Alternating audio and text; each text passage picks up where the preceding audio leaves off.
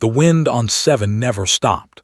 It carried dust and poison through the broken buildings of the dead colony, whistling through empty windows like the ghosts of everyone who once lived there. Pulled his mask against his face and kept walking. His boots crunched on broken glass and dried mud. His scanner beeped weakly in his hand, searching for anything worth taking. He had been on this moon for 3 days now. 3 days of sleeping in his small ship, eating cold protein bars and digging through rubble for scraps of metal and old technology. This was his life now. Not the life he wanted, but the life he had. 2 years ago was a cargo hauler. He had a decent ship, regular contracts, and enough money to eat hot meals. Then came the bad luck. A business partner who stole from him. A loan he could not pay back. Officials who took his license because of debts he did not create. Now he was a scavenger, picking through the bones of dead worlds like a hungry animal. He was 34 years old and felt like 60. The scanner beeped again, looked at the screen and frowned. There was a signal coming from beneath the ground about 50 meters ahead. It was weak but steady. A biosignature, something alive. Probably just an animal, he thought. Some creature that survived in the toxic waste, not worth his time. But the signal was strange, too strong for a small animal, too steady for something dying. Walked toward it anyway. He had learned long ago that curiosity was dangerous, but he could never kill it in himself. That was another reason his life had gone wrong. He always had to know. The signal led him to a collapsed building. Most of the structure had fallen inward, creating a mountain of broken concrete and twisted metal. But the biosignature was coming from below, deep below. Checked his equipment. He had a small excavation drill, meant for cutting through rock to reach buried salvage. It would take hours to dig down this far. Hours he should spend looking for things he could actually sell. He started digging anyway. The work was hard and slow. Sweat ran down his face inside the mask. His arms burned. The drill whined and screamed as it cut through concrete. Dust filled the air so thick he could barely see. After 4 hours, the drill broke through into empty space. Widened the hole and shined his light down. There was a chamber below. Small, maybe 2 meters across, and inside the chamber was something that made his blood turn cold. A pod, a life support pod, old and crude, covered in strange markings. And inside the pod, visible through a dirty window, was a face. A young face, a girl's face, blue-skinned with closed eyes and cracked lips. Dropped into the chamber without thinking. He landed hard and stumbled to the pod. Up close he could see more details.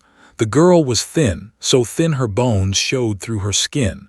Her hair was white and tangled. Strange scars covered her arms in patterns that looked deliberate. Ritual scars. The pod's power indicator was blinking red, almost empty, maybe hours left, maybe minutes. He found the release mechanism and pulled. The pod hissed open. Cold air rushed out, carrying a smell of sickness and fear. The girl inside did not move. For a terrible moment thought she was dead. Then her chest moved, a tiny breath, she was alive. He reached in and lifted her out. She weighed almost nothing. Her body was cold, her skin rough with dirt and dried blood. She wore a thin white dress, torn and stained. No shoes. No protection from the cold of the pod or the poison of this world. Someone had put her in this pod. Someone had buried her under meters of rubble. Someone had left her here to die slowly in the dark. Carried her out of the chamber. It was difficult, climbing one-handed while holding her against his chest, but he managed. When they reached the surface, he ran. He ran through the dead colony, through the poisoned wind, all the way back to his ship. The Broken Promise was not much of a ship. It was old, patched together with salvaged parts and made strange noises when it flew. But it was warm inside, and it had a medical kit, and right now that was enough. Laid the girl on his narrow bed and opened the medical kit. He did not know much about alien biology, but he knew the basics: hydration, warmth, nutrition. He attached a fluid line to her arm, hopping her veins worked similar to human veins. He covered her with every blanket he had. He turned up the heat until the ship felt like a furnace. Then he sat beside her and waited. She woke up 6 hours later. Her eyes opened suddenly, wide with terror. They were silver like polished metal, and they looked at like he was a monster from a nightmare. She tried to scream, but no sound came out. She tried to move, but her body was too weak. Raised his hand slowly. "It's okay," he said. "You're safe. I'm not going to hurt you." She did not understand. Of course she did not. She was, he had realized by now. He had seen their kind before at trading stations. Tall, elegant people with blue skin and silver eyes. They were known for being proud and cold, for their ancient bloodlines and strict traditions. This girl was young, maybe 16 in human years, and she was terrified. Spoke slowly, using simple words and calm tones. It did not matter if she understood the words. What mattered was the feeling. He kept his body relaxed, his movements gentle. He gave her water in small sips. He showed her food but did not force her to eat. Slowly, very slowly, the terror in her eyes changed to confusion. "You are safe," said again. He pointed to himself. He pointed to her. "You." She stared at him for a long moment. Then, in a voice like dry leaves, she whispered, "Riel." Riel, it was a pretty name. Riel repeated.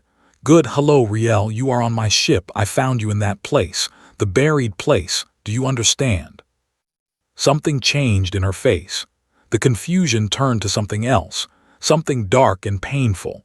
Her silver eyes filled with tears that did not fall. "Who put you there?" Riel asked. "Who buried you?" She did not answer for a long time. She just looked at him with those terrible, broken eyes. Then she spoke one word, barely a whisper, before exhaustion pulled her back into sleep.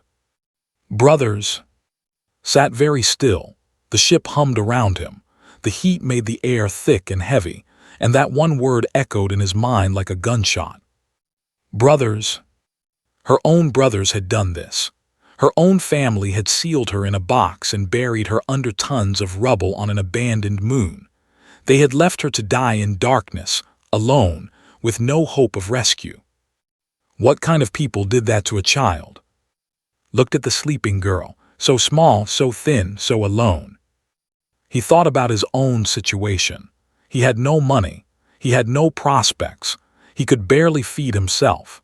Taking on another mouth to feed, especially an alien girl with enemies, was the worst decision he could make. He should drop her at the nearest station. Let the authorities deal with her, wash his hands and walk away.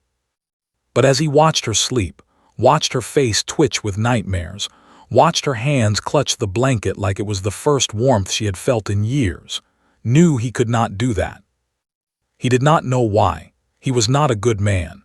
He was not a hero. He was just a tired scavenger with nothing left to lose. Maybe that was exactly why. "Okay, Riel," he said quietly. "I don't know what I'm doing, but I'm not going to let them finish what they started." The ship flew on through the dark between stars, carrying a broken man and a buried girl toward an uncertain future. The days passed slowly on the broken promise, fell into a routine. He would wake up, check on Riel, prepare simple food, and sit with her while she ate. She ate very little at first. Her stomach had shrunk from starvation, and too much food made her sick. But slowly, day by day, she began to eat more. Color returned to her blue skin. Strength returned to her thin limbs. She did not talk much. Most of the time she sat in the corner of the bed, knees pulled to her chest, watching with those silver eyes, watching and waiting, like she expected him to hurt her at any moment. Did not push her. He had no experience with children, and even less experience with traumatized alien girls. So he just went about his business, talking to himself as he worked on ship repairs, explaining what he was doing even though she probably did not understand half of it.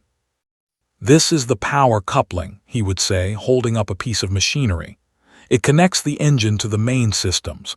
Very old, keeps breaking. I fix it, it breaks again. Story of my life. Riel would watch him.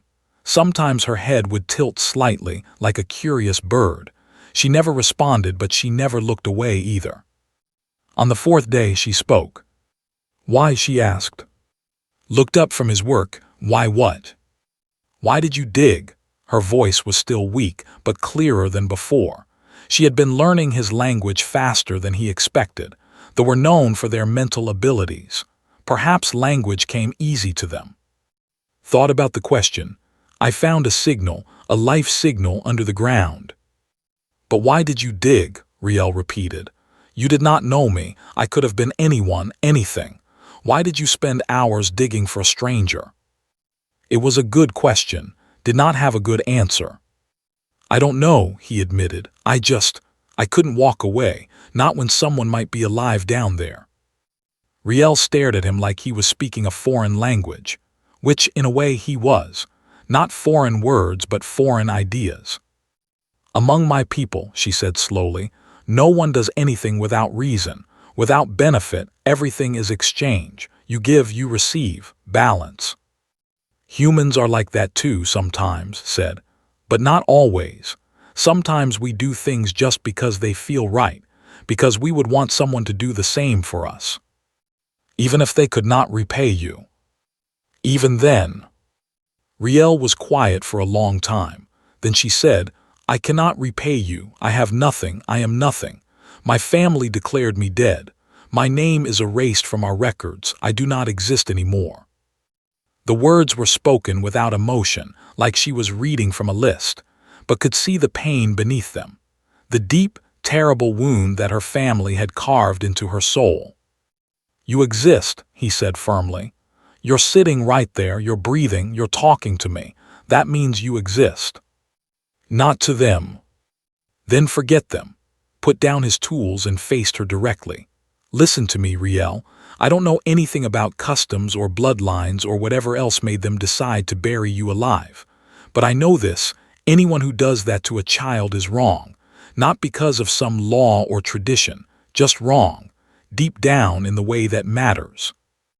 Riel's silver eyes were wide, but they are my family, my blood. Blood doesn't give people the right to hurt you. Nothing gives anyone that right. She had no answer to that. She just sat there, processing his words like they were a puzzle she could not solve, turned back to his work, giving her space to think. That night while slept in his pilot chair, Riel spoke again. Her voice came soft through the darkness of the ship. I was born during an eclipse when both suns were hidden. Among my people this is the worst omen. They call it shadow touch. They say children born in shadow carry darkness with them, bad luck, cursed fate.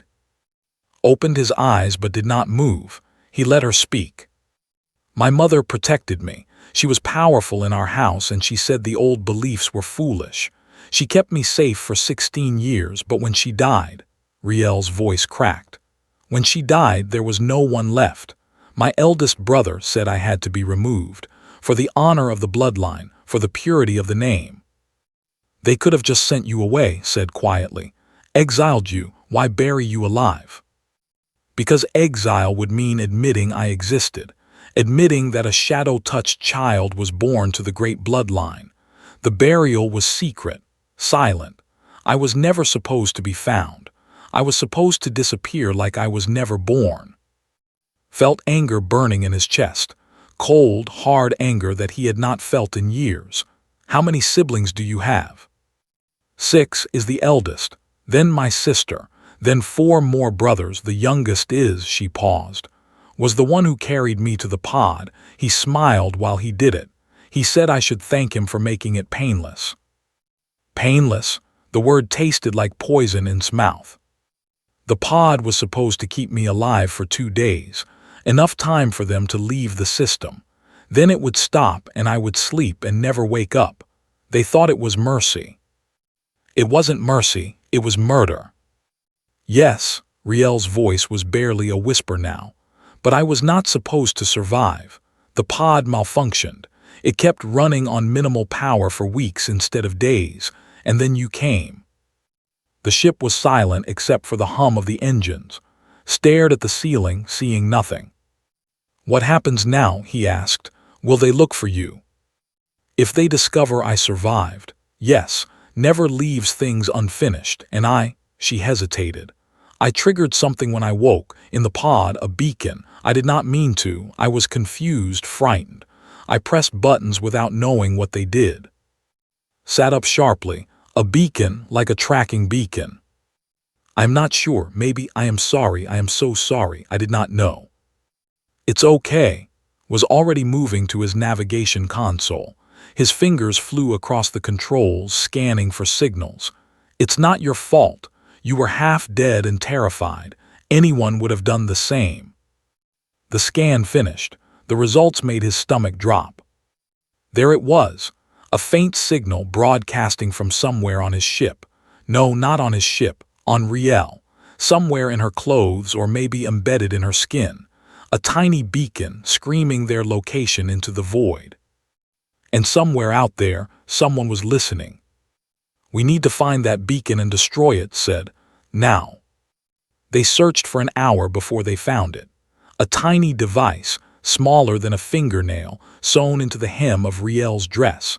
Crushed it under his boot and felt a moment of relief. But the relief did not last. His long-range scanner was picking up movement. 3 ships, large ones, changing course, heading toward their last known position. Warships. They had 2 days head start, maybe 3, but the warships were faster than the broken promise, much faster. Looked at Riel.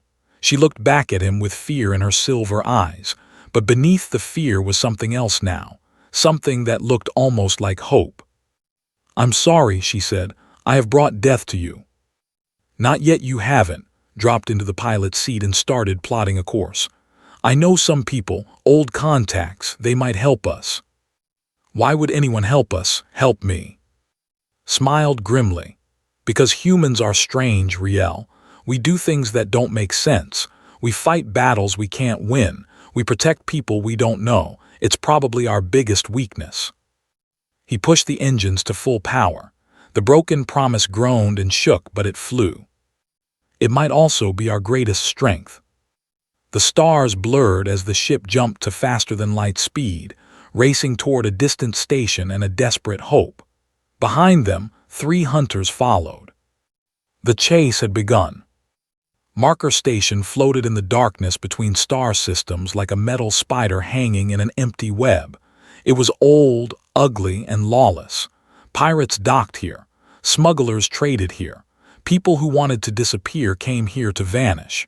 It was exactly the kind of place needed. The broken promise slid into a docking bay with a wheeze of tired engines, powered down the ship and turned to Riel. "Stay close to me," he said. "Don't talk to anyone. Don't look at anyone for too long. This place is dangerous." Riel nodded. She had changed in the days since her rescue. She still flinched at sudden noises, still watched doorways like threats might come through at any moment. But there was something harder in her eyes now, something that wanted to survive. They walked through the station's crowded corridors. The air smelled of oil and sweat and 100 different foods from 100 different worlds. Aliens of all kinds pushed past them. Some stared at Riel with curious eyes. In this place was unusual. Kept his hand near his belt where a small knife was hidden. It would not do much against serious trouble, but it made him feel better. Riel stayed close, almost touching his arm. Her silver eyes moved constantly, watching everything. "Your heart beats fast," she said quietly. Looked at her. "What?" "I can feel it, your emotions, fear, worry, determination." She touched her chest. "My people can sense feelings. It is how we know truth from lies, how we read intentions." "That must be useful." Sometimes it is a curse. Feeling everyone's pain, everyone's anger, it can be overwhelming." "Can you feel anything from the people around us?" Riel was quiet for a moment. Her silver eyes went slightly unfocused. "Greed, desperation, loneliness. This place is full of broken people." "Then we'll fit right in." They reached a small marketplace in the station's lower levels. Traders sold everything from food to weapons to information. Moved through the crowd with purpose, heading toward a stall at the far end run by an old human woman with gray hair and sharp eyes. "Grandmother Han," said, bowing his head slightly, "it has been a long time." The old woman looked up from her work. Recognition flickered in her eyes, followed by surprise. "I heard you were dead." "Not yet. You look dead, thin, tired, and you travel with strange company." Her eyes moved to Riel. "A child in Marker Station. That is not something you see every day. We need supplies and information. I can pay."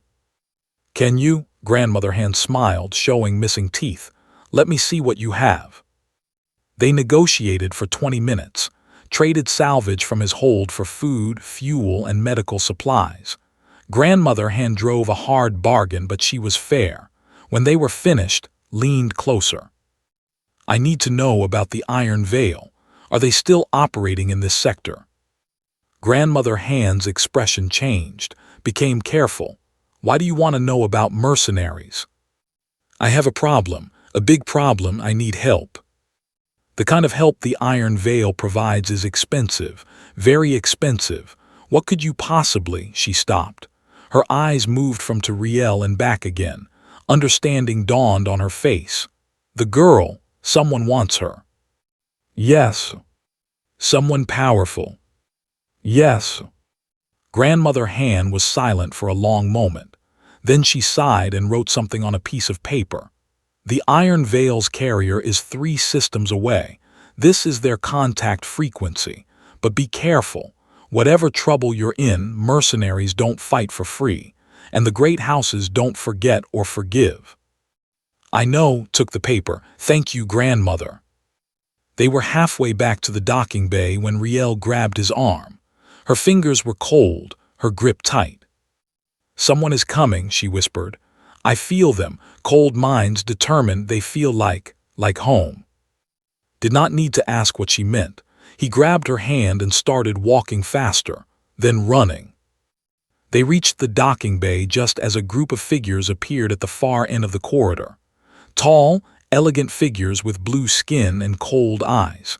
5 of them, dressed in the dark armor of house enforcers. "There," one of them said, pointing. "The human and the shadow touched."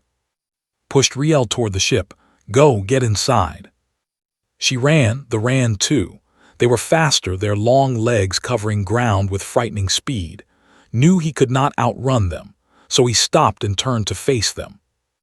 The first enforcer reached him and swung a metal baton at his head, ducked, pulled his knife and slashed at the alien's leg. The blade cut through fabric and flesh. The screamed and fell. But there were 4 more. They surrounded him. One kicked the knife from his hand.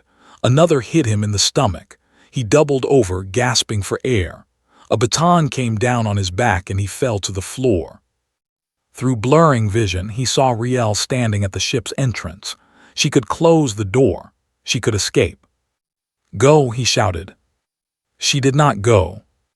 Instead, she walked forward. Her silver eyes were glowing now, bright with a strange light. The enforcers turned to look at her. "Enough," she said. Her voice was different, older, stronger. "I will not let you hurt him." "You have no power here," Shadow touched. One of the enforcers said. "You are nothing, less than nothing." "Then why are you so afraid of me?" Something happened, could not see what exactly, but the enforcers suddenly staggered. They grabbed their heads, faces twisted in pain. One of them screamed. Another fell to his knees, tears streaming down his cheeks. What are you doing to us?" the leader gasped. "Showing you what I feel," Riel said. Her voice was steady. "Every moment of being buried alive, the darkness, the cold, the knowledge that your own family wanted you to die. Feel it, feel all of it." The enforcers collapsed. They writhed on the floor like they were being burned from the inside. Riel stood over them, glowing, terrible, beautiful. Then the light faded. She stumbled and caught her before she fell. "The ship," she whispered. "We have to go. That took everything I had. They will wake soon." Half carried her into the broken promise. He sealed the door, ran to the cockpit, and launched before the station could stop him. They shot out of the docking bay and into open space. Behind them, Marker Station grew smaller, but ahead, 3 warships were waiting. They had been found. "This is the flagship's honor to unidentified human vessel," a cold voice said over the communication system. "You are carrying property of house. Surrender the shadow-touched female and you will be allowed to leave. Resist, and you will be destroyed." Looked at the weapons display on his console. The broken promise had no weapons, not even basic defense systems. Against 3 warships he had no chance. "Property," Riel said weakly from behind him. "They call me property." "They're wrong. They have weapons, we have nothing. We have one thing," pulled out the paper grandmother Han had given him, "the contact frequency for the iron veil. We have hope, and sometimes that's enough." He opened a channel and began to broadcast. "This is, formerly of the cargo hauler Steady Wind. I'm calling for the iron veil. I need help.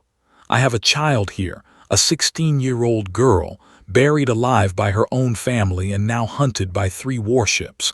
I have nothing to offer except the truth. If there's anyone out there who still believes in protecting the innocent, please answer." Static, then silence. The warships moved closer. And then a voice, a woman's voice, calm and strong. "This is Captain of the Iron Veil carrier Steadfast Fury. We hear you. Transmit your coordinates. We are coming." Felt something he had not felt in a very long time. Hope. Real, burning, impossible hope. "Coordinates transmitted," he said. Thank you so much." "Don't thank us yet," Captain replied. "They are serious enemies, but we humans have a saying, you don't hurt children, not if you want to keep breathing." The channel closed. The warships fired warning shots across the broken promise's bow, but they did not destroy it. Not yet. They wanted Riel alive. That gave time. Time for humanity to answer. The Steadfast Fury was nothing like the broken promise. It was a beast of metal and fire, a warship built for one purpose: fighting. When it dropped out of faster-than-light travel, it filled the like a moon made of guns and armor. Around it came 12 smaller ships, fast and deadly, moving in perfect formation. The warship stopped advancing. Let out a breath he did not know he was holding. Beside him, Riel stared at the human fleet with wide silver eyes. "So many," she whispered. "They brought so many for us." "No," a voice said over the communication channel. It was Captain. "We brought so many for them. Prepare to dock with the Steadfast Fury, mister. We have much to discuss." The docking process felt like a dream. Guided his broken little ship into the carrier's massive bay, surrounded by sleek fighters and armored shuttles. When the ramp opened, a squad of soldiers in black armor was waiting. They were human, all of them. Men and women with hard faces and harder eyes. A woman walked through their ranks. She was older, maybe 50, with gray streaking her short black hair and scars crossing her face like a map of battles fought and won. But her eyes were warm when she looked at, and warmer still when she looked at Riel. "Captain," she said, extending her hand. "I remember you. You used to haul cargo for us. Good rates, honest weights. I always wondered what happened to you." "Bad luck happened," shook her hand. Her grip was strong. "Thank you for coming. I know I have nothing to offer." "You offered something very rare." Captain turned to look at Riel. "You offered the truth, and the truth you told us made every person on this ship volunteer without being asked." "Volunteer? Nobody ordered this mission, mister. When we heard your message, the crew voted, every single one of them." Captain knelt down so she was at Riel's eye level. "Hello, young one. You are safe now. No one will hurt you here." Riel looked at her with confusion. "But why? Why would you risk your lives for a stranger, for an alien?" Captain smiled. It was a sad smile, one that had seen too much of the universe. "Because we are human, and there are some things humans cannot accept. Harming children is one of them, burying them alive." Her smile faded. That makes it personal. She stood and addressed her crew. Take our guests to the medical bay. Make sure they have food, water, anything they need. Then meet in the war room. We have planning to do. The next hours were a blur. Doctors examined Riel and treating their injuries, forcing them to eat and rest. Wanted to refuse, wanted to be part of the planning, but his body had other ideas.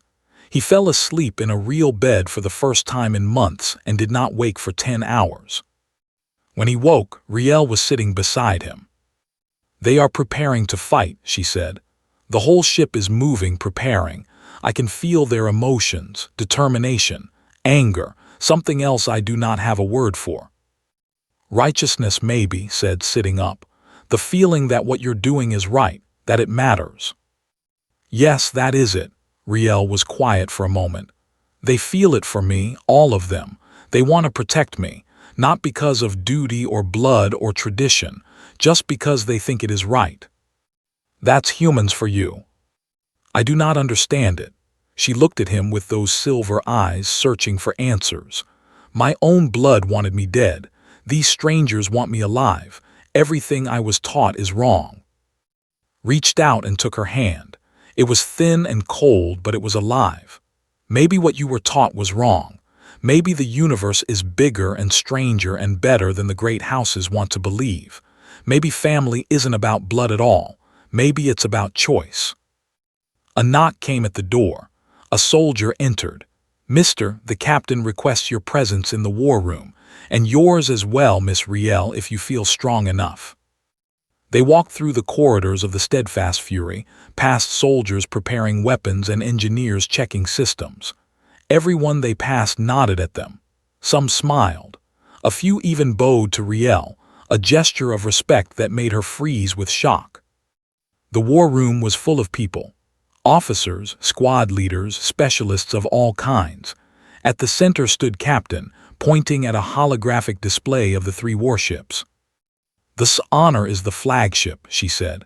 That's where the siblings are, and they're the ones who ordered Riel buried. They're the ones who have to answer for it. Our ships match theirs in number, an officer said. But their technology is better, we'll take losses. I know, Captain's voice was hard, but we're not here to win a fair fight. We're here to make them understand something, to teach them a lesson they'll never forget. What lesson? Riel asked. Everyone turned to look at her. She stood, refusing to shrink under their attention. Captain walked over to her. The lesson that there are consequences, that you can't bury a child and expect the universe to look away, that somewhere, somehow, someone will answer. She looked around at her crew. We're that answer, every single one of us. A cheer went up from the assembled soldiers. Not loud, not wild, but deep and certain. The sound of people who had found something worth fighting for. Felt something strange in his chest. Pride. He had lived for years feeling worthless, useless, a failure at everything he touched. But standing here, among these warriors who had come to fight for a girl they had never met, he felt like maybe his life had meant something after all. Maybe saving Riel was the one thing he had gotten right. Mr. Captain said, you started this. Do you want to finish it? What do you mean? I mean, do you want to be there when we board the flagship, when we face the people who did this? Thought about it, he was no soldier. He had no training, no skills, no experience in combat. He would probably be more of a liability than a help. But this was his fight. He had made it his fight the moment he started digging. Yes, he said, I want to be there. Riel is my responsibility now. I need to see this through. Captain nodded. I thought you'd say that. Lieutenant Park assigned Mister to your boarding squad. Keep him alive if you can. A young soldier stepped forward. Yes, Captain. The planning continued for another hour. Attack formations, boarding strategies, contingency plans. Understood about half of it. But the part he understood was simple enough. They would engage the fleet, create an opening, and board the flagship. Once inside, they would find the siblings and force them to surrender. Or kill them. That option was on the table too. When the planning was done, Riel pulled aside. "You don't have to do this," she said. "You've done enough, more than enough. You can stay on the ship where it's safe." "There's no safe place anymore," said. "And besides, I made you a promise. I said I wouldn't let them finish what they started. I meant it." "You could die." "Probably, but I spent years dying slowly, piece by piece. At least this way, if I die, it'll be for something that matters." Riel looked at him for a long moment. Then she did something she had never done before. She hugged him.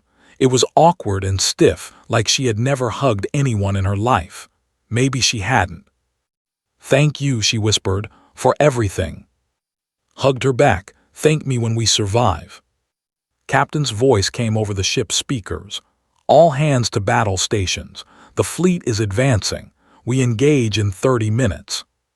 The war room emptied as soldiers ran to their positions, took a deep breath, and followed Lieutenant Park toward the boarding shuttles. Behind him, Riel watched him go. Her silver eyes glowed with a fierce light. For the first time in her life, she had something to fight for. Something to believe in. Family. The battle began with fire and thunder. Human ships dove at the fleet like wolves attacking a herd.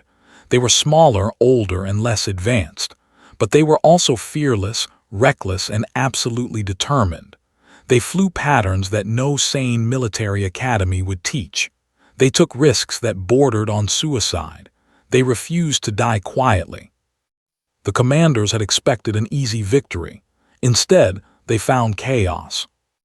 Watched from the boarding shuttle as explosions lit up the darkness of space.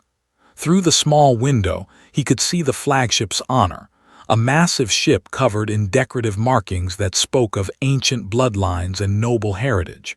It was beautiful in a cold, arrogant way. Soon it would be bleeding.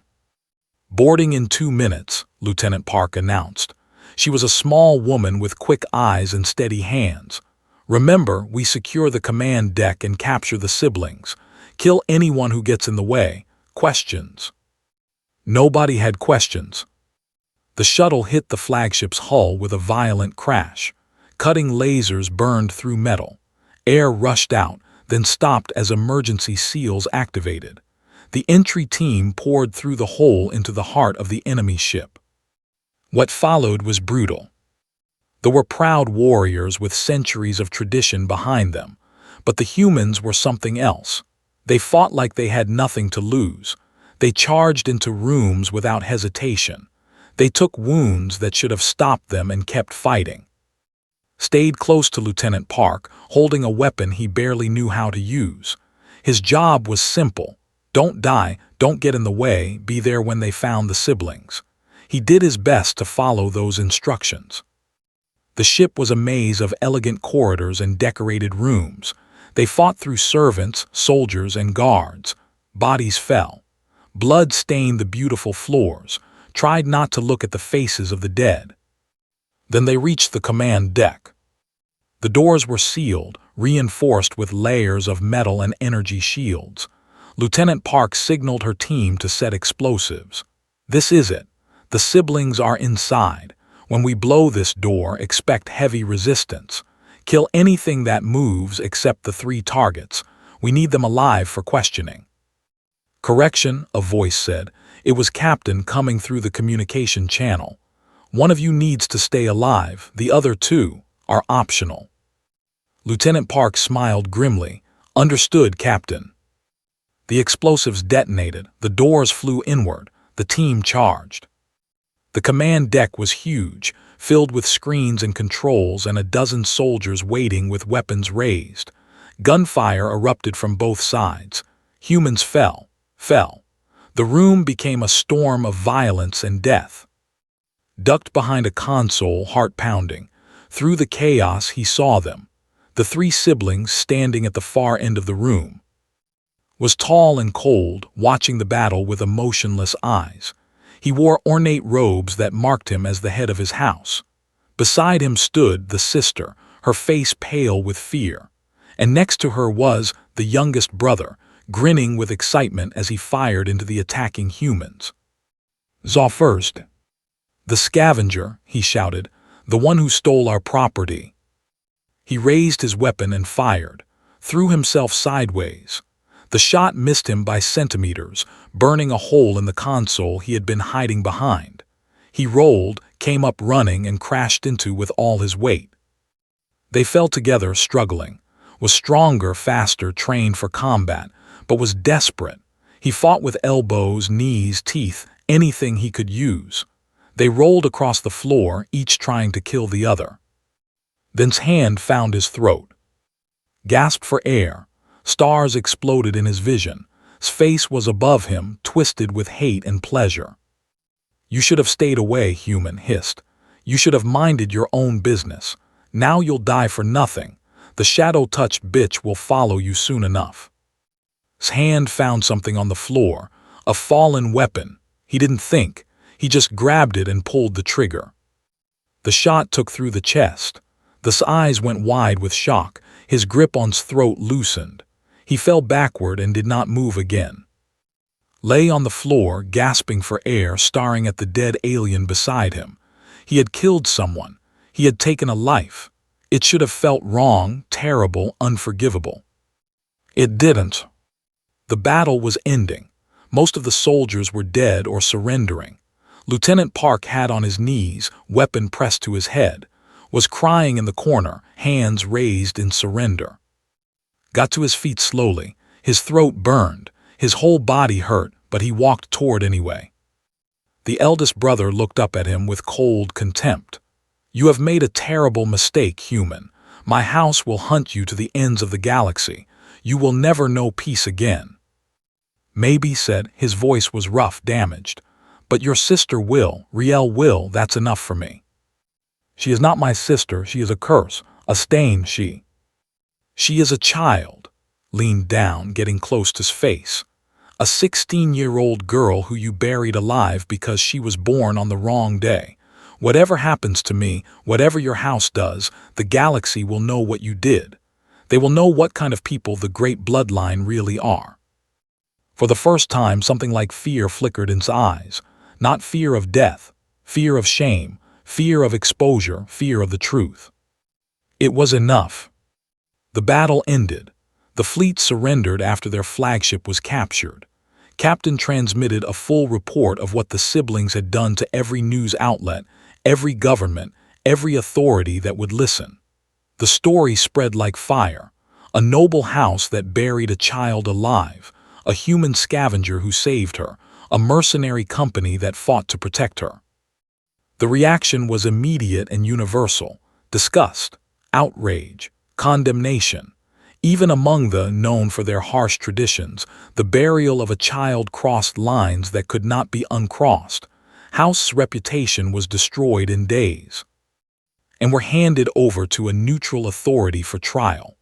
The charges were attempted murder of a minor, conspiracy, and a dozen other crimes that did not bother to understand.